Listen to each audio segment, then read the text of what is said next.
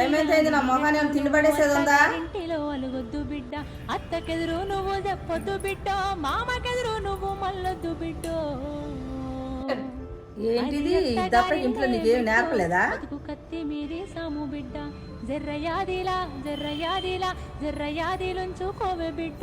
అడుగు జర్ర ఓపిక తెచ్చుకో బిడ్డ, ఆడ బతకాలి నిండా నూరెళ్ళు.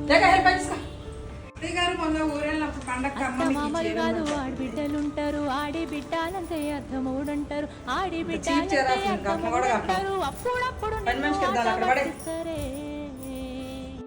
నీకు వాళ్ళతో పోటొద్దు బిడ్డ.